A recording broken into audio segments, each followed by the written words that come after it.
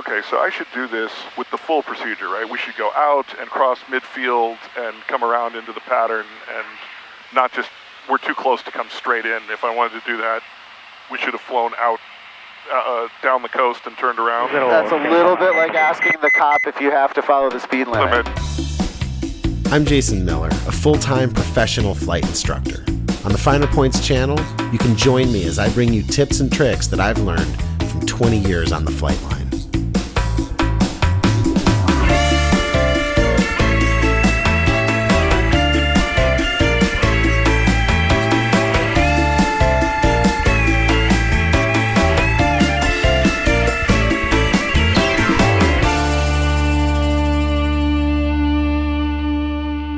Hello aviators, welcome back to the Finer Points. You know, on a recent flight with Rob, I realized there's one thing that a lot of pilots do wrong, and that's enter the traffic pattern at a non-towered airport.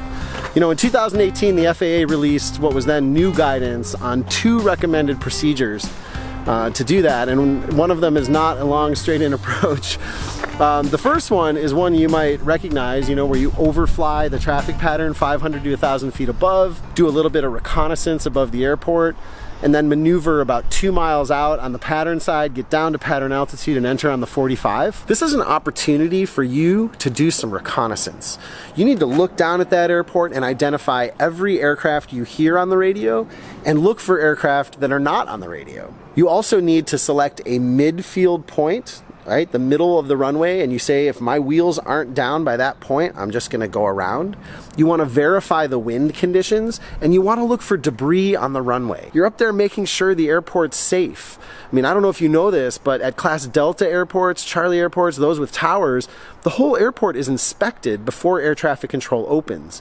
And it may or may not be happening at your average non-towered field. Probably not. In 2018, the FAA approved what they do in Canada and what they do in England, and that is to get down to pattern altitude and cross midfield from the dead side, right, from the side that doesn't have the pattern, and simply fly right into the middle of the downwind. You kind of time yourself in there so that you don't hit other traffic, you make calls. And those 2 procedures are now the 2 recommended procedures you'll see in the United States. The one that I prefer by far is the first one, where you overfly the field, assuming there's no parachute jumping or any other exceptions. So watch this recent flight where Rob and I are out at Half Moon Bay practicing this, and he makes a very interesting mistake, one that I see all the time. Wow, that's legit. Half Moon Bay Airport, automated weather observation 21332 Zulu weather, wind 300 at 5 knots, visibility 9er, sky condition clear below 12,000 feet, temperature 14 Celsius, 2.9er Celsius, altimeter 3011 inches of mercury. Remarks: use caution for aerobatic activity west and southwest of the airport, over the water between 1,500 and 4,000 feet.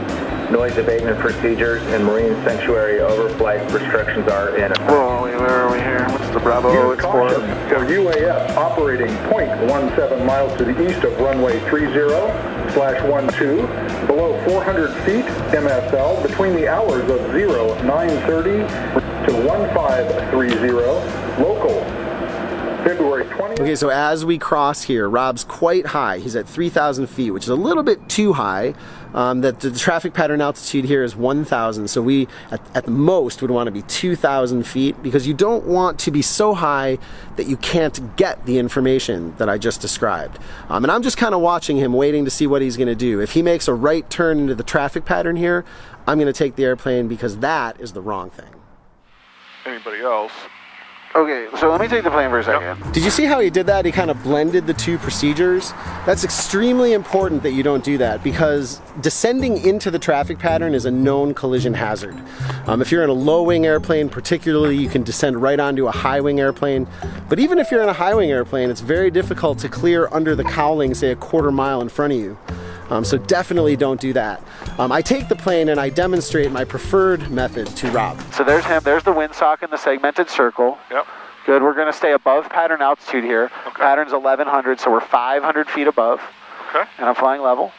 And we're looking, the conditions of the runway, the midpoint of the runway, the helicopter, anybody else on the radio that we can't identify. Traffic, White Grumman, 10 miles south, inbound 30, half traffic. There's one helicopter down there in the infield. And there's a guy on the taxiway too. Yep, okay, good. Guy taxiing out. We got our halfway point, plenty of runway. Now because we're still above pattern altitude, we're going to maneuver out 2 miles away, Okay. get down to pattern altitude on the 45 and come in. Okay. And if we were a little lower, we could have turned directly into the downwind, but we're doing a different one right now, that's Nope, all. That's okay? fine, yeah. So I would just say in evaluating you, this,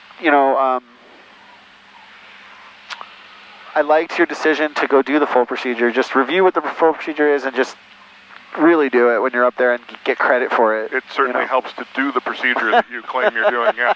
And I feel like an idiot because I was making an assumption at this point that I would see something like a helicopter. That helicopter's a little tiny, Yeah. and we were a little higher. Yeah, and we those were two things 1,500 feet together, above. It just gone. Yeah, Didn't man. see it at all. Right. So I think stay very goal-oriented when you're above the field. The goal is to identify any traffic that's not talking, like the helicopter. Okay. Any traffic that is talking, like the Grumman. Yeah. Halfway point of the runway, condition of the runway, winds, segmented circle, and then go ahead and proceed inbound. Okay. All right, so unfortunately on this little entry here, we have to get pretty tight on terrain, so when it's super windy, you want to use caution doing this, but otherwise if I turn left, I'm going to end up pointing right into the upwind.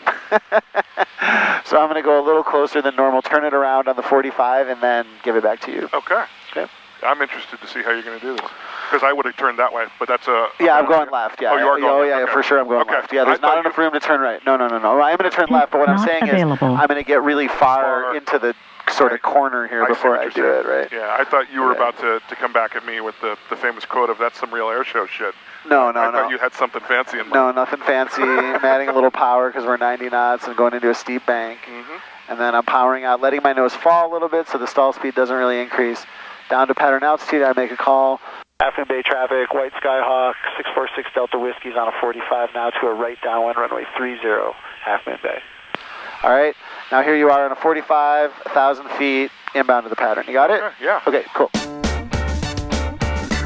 All right, aviators, that's all for this episode of The Finer Points. Thank you for watching this video. Please hit the like button, subscribe to the channel, share far and wide with your friends.